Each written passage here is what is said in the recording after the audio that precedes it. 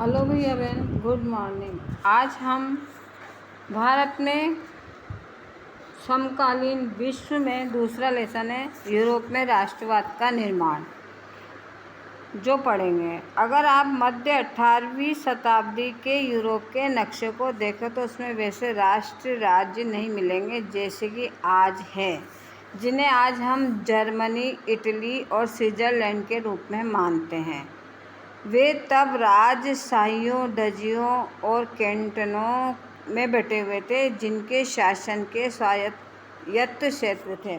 पूर्वी और मध्य यूरोप निरंकुश राजतंत्रों के अधीन थे और इन इलाकों में तरह तरह के लोग रहते थे। वे अपने आप को एक सामूहिक पहचान या किसी समान संस्कृति का भागीदार नहीं मानते थे। अक्सर वे अलग अलग भाषाएं बोलते थे, विभिन्न जातीय समूहों के सदस्य थे। उदाहरण के तौर पर ऑस्ट्रिया हंगरी पर शासन करने वाला हैब्सबर्ग साम्राज्य कई अलग अलग क्षेत्रों और जन समूहों को जोड़कर बना था। इसमें एल्प्स के टिराल, ऑस्ट्रिया और सुडेटेनलैंड जैसे इलाकों के साथ साथ बोहेमिया भी शामिल था, जहाँ के कुलीन वर्ग में जर्मन भाषा बोलने वाले ज़्यादा थे। हैब्सबर्ग साम्राज्य में लावार्डी और वेनेसिया जैसे इतालवी भाषी प्रांत भी शामिल थे। हंगरी में आधे लोग मैग्यार भाषा बोलते थे, जबकि बाकी लोग विभिन्न बोलियों का इस्तेमाल करते थे। गालिसिया में कुलीन वर्ग पोलिश भाषा बोलता था। इन प्रभावशाली समूह के अलावा हैब्सबर्ग साम्राज्य की सीमा रेखाओं के भीतर भारी संख्या में खेती करने वाले लोग अधीन अवस्था में रहते थे, जैसे उत्तर में बोहेमियन और स्लोवाक, कार्नियोला में स्लोवेन्स, दक्षिण में क्रोएट तथा पूरब की तरफ ट्रांसिल्वेनिया में रहने वाले राउमन लोग। ऐसा फर्क राजनीतिक एकता को आसानी से बढ़ावा देने वाला नहीं था। इस तरह के समूह को आपस में बांधने वाला तत्व केवल सम्राट के प्रति निष्ठा थी। राष्ट्रवाद और राष्ट्र राज्य का विचार कैसे उभरा? तो कुलीन वर्ग तथा नया मध्यम वर्ग। तो सामाजिक और राजनीतिक रूप में जमीन का मालिक कुलीन वर्ग यूरोपीय महाद्वीप का सबसे प्रभुत्वशाली वर्ग था। सामाजिक और राजनीतिक रूप से जो जमीन का मालिक था वो कुलीन वर्ग के यूरोपीय महाद्वीप का सबसे प्रभुत्वशाली वर्ग था। इस वर्ग के सदस्य एक साझा जीवन शैली में बंधे हुए थे, जो क्षेत्रीय विभाजनों के आर पार व्याप्त थी। वे ग्रामीण इलाकों में जायदाद और शहरी हवेलियों के मालिक थे। राजनीतिक कार्यों के लिए तथा उच्च वर्गों के बीच वे फ्रेंच भाषा का प्रयोग करते थे। उनके परिवार अक्सर वैवाहिक बंधनों में आपस में जुड़े हुए होते थे, मगर यह शक्तिशाली कुलीन वर्ग संख्या के लिहाज से एक छोटा समूह था। जनसंख्या के अधिकांश लोग कृषक थे। तो आपको समझ में आ रहा है, कुलीन वर्ग जो था वो फ्रेंच भाषा का उपयोग करता था। उनके पास अथाह जमीन थी, गांव में ज़मीन थी और शहरों में हवेलियों के वह मालिक थे और फ्रेंच भाषा बोलते थे। उनके आपस में परिवार वैवाहिक बंधनों से जुड़े हुए थे, किंतु यह एक छोटा समूह था और जो वहाँ की जनसंख्या थी, अधिकांश लोग वहाँ के कृषक थे। पश्चिम में ज़्यादातर ज़मीन पर किराएदार और छोटे काश्तकार खेती करते थे, जबकि पूर्वी और मध्य यूरोप में भूमि विशाल जागीरों में बटी थी, जिस पर भूदास खेती करते थे। पश्चिमी और मध्य यूरोप के हिस्सों में औद्योगिक उत्पादन और व्यापार में वृद्धि से शहरों का विकास और वाणिज्यिक वर्गों का उदय हुआ, जिनका अस्तित्व बाजार के लिए उत्पादन पर टिका था। वाणिज्य वर्ग का उदय हुआ, उसका अस्तित्व उत्पादन वर्ग पर टिका था। इंग्लैंड में औद्योगिकरण 18वीं सदी के दूसरे भाग में आरंभ हुआ, लेकिन फ्रांस और जर्मन के राज्यों के कुछ हिस्सों में यह 19वीं शताब्दी के दौरान ही हुआ। इस प्रक्रिया के फलस्वरूप नए सामाजिक समूह अस्तित्व में आए। श्रमिक वर्ग के लोग और मध्यम वर्ग जो उद्योगपतियों, व्यापारियों और सेवा क्षेत्र के लोगों से बने। मध्य और पूर्वी यूरोप में इन समूह का आकार 19वीं सदी के अंतिम दशकों तक छोटा था। कुलीन विशेषाधिकारों की समाप्ति के बाद शिक्षित और उदारवादी मध्यम वर्गों के बीच राष्ट्रीय एकता का विचार लोकप्रिय हुए। उदारवादी राष्ट्रवाद के क्या मायने थे? तो उदारवादी राष्ट्रवाद के क्या मायने थे? उदारवादी से आप क्या समझते हैं? उदारवादी से हम ये समझते हैं कि जनता के या जिस राष्ट्र के लोग हैं उनके प्रति सद्भावना रखना, व्यवहार अच्छा रखना, इसे कहते हैं उदारवादी राष्ट्रवाद के मायने। यूरोप में 19वीं सदी के शुरुआती दशकों में राष्ट्रीय एकता से संबंधित विचार उदारवाद से करीब से जुड़े थे। उदारवाद यानी शब्द लातिन भाषा के मूल लेबर पर आधारित है, जिसका अर्थ है आज़ाद।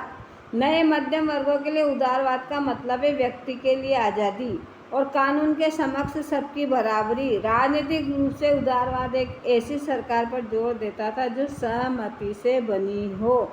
राजनीतिक रूप में उदारवाद एक ऐसी सरकार पर जोर देता था जो सहमति से बनी हो। फ्रांसीसी क्रांति के बाद से उदारवाद निरंकुश शासक और पादरी वर्ग के विशेषाधिकारों की समाप्ति, संविधान तथा संसदीय प्रतिनिधि सरकार का पक्षधर था। अब निरंकुश शासक से आप क्या समझते हो? जिस पर जनता का अंकुश नहीं हो और वहाँ का शासक मनमानी करे, उसे कहते हैं निरंकुश सरकार, यानी कि अलोकतांत्रिक शासन। तो संसदीय प्रतिनिधि सरकार का पक्षधर था। 19वीं सदी के उदारवादी निजी संपत्ति के स्वामित्व की अनिवार्यता पर भी बल देते हैं, लेकिन ये जरूरी नहीं था कि कानून के समक्ष बराबरी का विचार सबके लिए मताधिकार के पक्ष में था। आप याद करें कि क्रांतिकारी फ्रांस उदारवादी प्रजातंत्र का पहला राजनीतिक प्रयोग था। क्रांतिकारी, आप याद करें कि उदारवादी निजी संपत्ति के स्वामित्व की अनिवार्यता पर बल देते थे, लेकिन यह जरूरी नहीं था कानून के समक्ष बराबरी का विचार सबके लिए मताधिकार के पक्ष में था। आप याद रखें कि क्रांतिकारी फ्रांस उदारवादी प्रजातंत्र का पहला राजनीतिक प्रयोग था और वहाँ मत देने और चुने जाने का अधिकार केवल संपत्तिवान पुरुषों को ही हासिल था। संपत्ति विहीन पुरुष और सभी महिलाओं को राजनीतिक अधिकारों से वंचित रखा जाता था। जो कुलीन वर्ग थे उनको ही वहाँ पर मताधिकार देने का अधिकार था और जो वहाँ पर जो महिलाएं थी उनको मत देने का अधिकार नहीं था। संपत्तिवान पुरुष को ही हासिल किया जाता। संपत्ति विहीन पुरुष तथा सभी महिलाओं को राजनीतिक अधिकारों से वंचित रखा था। केवल थोड़े समय के लिए जैकोबिन शासन के समय सभी वयस्क पुरुषों को मताधिकार प्राप्त था, मगर नेपोलियन की सहायता पुनः सीमित मताधिकार वापस आई और उसने महिलाओं को अवयस्क दर्जा देते हुए उन्हें पिताओं और पतियों के अधीन कर दिया। संपूर्ण 19वीं सदी तथा 20वीं सदी के आरंभिक वर्षों में महिलाओं और संपत्तिविहीन पुरुषों ने समाज राजनीतिक अधिकारों की मांग करते हुए विरोध आंदोलन चलाया। जब उन्होंने महिलाओं को मताधिकार से वंचित कर दिया और समस्त महिलाओं को पतियों और पिताओं के अधीन कर दिया, तो 19वीं सदी में महिलाओं और संपत्ति विहीन पुरुषों ने, जो कुलीन वर्ग के शासक थे जिनके पास अथाह जमीन थी और शहरी क्षेत्रों में हवेलियां थी, तो उनके खिलाफ, और महिलाओं ने, संपत्ति विहीन पुरुषों ने जो कृषि पर आधारित थे, जो खेती करते थे, उन्होंने अधिकारों की मांग के लिए विरोध आंदोलन शुरू कर दिया। आर्थिक क्षेत्र में उदारवाद बाजारों की मुक्ति और चीज़ों तथा पूंजी के आवागमन पर राज्य द्वारा लगाए गए नियंत्रण को खत्म करने के पक्ष में था, और इधर आर्थिक क्षेत्र में उदारवाद जो शासन था वो बाजारों की मुक्ति और चीज़ों पर पूंजी के आवागमन पर राज्य द्वारा लगाए गए नियंत्रणों को खत्म करने के पक्ष में था। 19वीं सदी के दौरान उभरते हुए मध्य वर्गों की यह जोरदार मांग थी। आइए हम 19वीं सदी के पहले भाग में जर्मन भाषी इलाकों को उदाहरण लें। नेपोलियन के प्रशासनिक कदमों से अनगिनत छोटे प्रदेशों से 39 राज्यों का एक महासंघ बना। इनमें से प्रत्येक की अपनी मुद्रा और नापतोल प्रणाली थी। 1833 में हैम्बर्ग ने न्यूरबर्ग पर जाकर अपना माल बेचने वाले एक व्यापारी को 11 सीमा शुल्क नाकों से गुजरना पड़ता था, जो उनके लिए बहुत महंगा पड़ता था। लगभग 5% सीमा शुल्क देना पड़ता था। अगर अक्सर वस्तुओं का वजन का आकार के अनुसार लगाए जाते थे, चूँकि हर क्षेत्र की अपनी नापतोल व्यवस्था थी, अतः हिसाब लगाने के समय लगता था। मसलन कपड़े को नापने का पैमाना एले था, जिसकी लंबाई जगह बदलने के साथ साथ घटती बढ़ती थी। अगर एक एल कपड़ा फ्रैंकफर्ट से में खरीदा जाता तो 54.7 सेंटीमीटर मिलता। एक एम एल कपड़ा अगर खरीदा जाता था तो चुंगी नाका देकर वो कितना रह जाता था, 54.7 सेंटीमीटर। और फिर आगे मेज में वो 55.1 रह जाता था, और फिर बाद में 65.6 सेंटीमीटर, और 5 वर्ग में तो वो 53.5 सेंटीमीटर ही उसकी कीमत मतलब कपड़ा रह जाता था। नए वाणिज्यिक वर्ग में ऐसी परिस्थितियों को आर्थिक विनिमय और विकास में बाधक मानते हुए जो ये उन्होंने करों की व्यवस्था कर रखी थी, जो ये वाणिज्यिक वर्ग वालों को परिस्थितियों आर्थिक विनिमय के विकास में बाधक मानते थे, तो एकीकृत आर्थिक क्षेत्र के निर्माण के पक्ष में तर्क दे रहा था। वस्तुओं, लोग और पूंजी का आवागमन बाधा रहित हो। 1834 में प्रशा की पहल पर एक शुल्क संघ जाल वेराइन स्थापित किया, जिसमें अधिकांश जर्मन राज्य शामिल हो गए।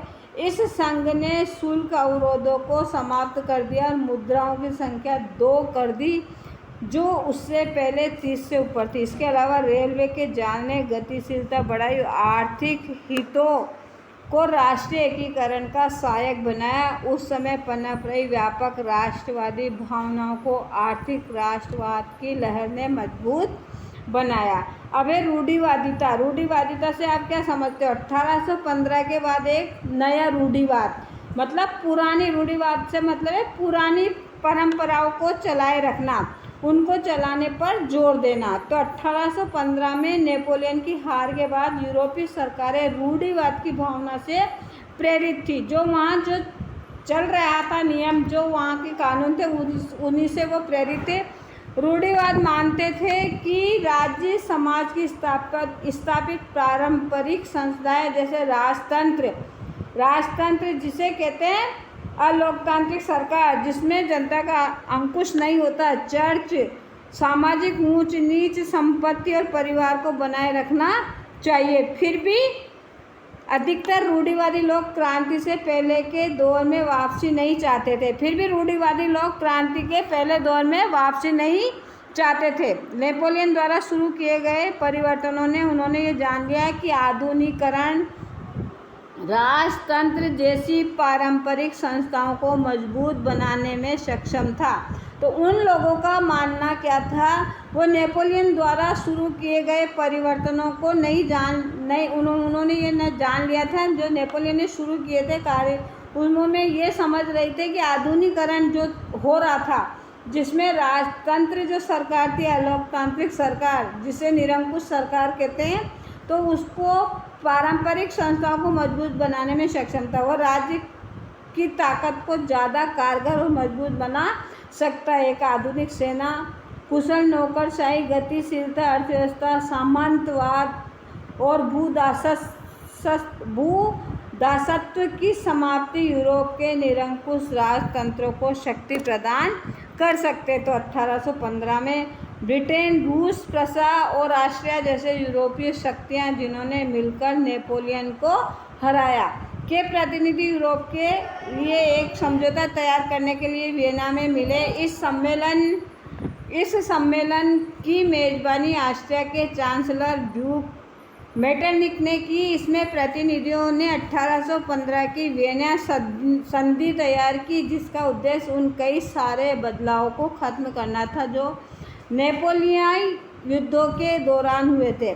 फ्रांसीसी क्रांति के दौरान हटाए गए बूर्बो वंश को सत्ता में बहाल किया गया और फ्रांस इन इलाकों को खो दिया जिन पर कब्जा उसने नेपोलियन के अधीन किया गया था। फ्रांस की सीमाओं पर कई राज्य कायम कर दिए गए ताकि भविष्य में फ्रांस विस्तार न कर सके। अब इसके बाद हम अगली वीडियो में पढ़ेंगे।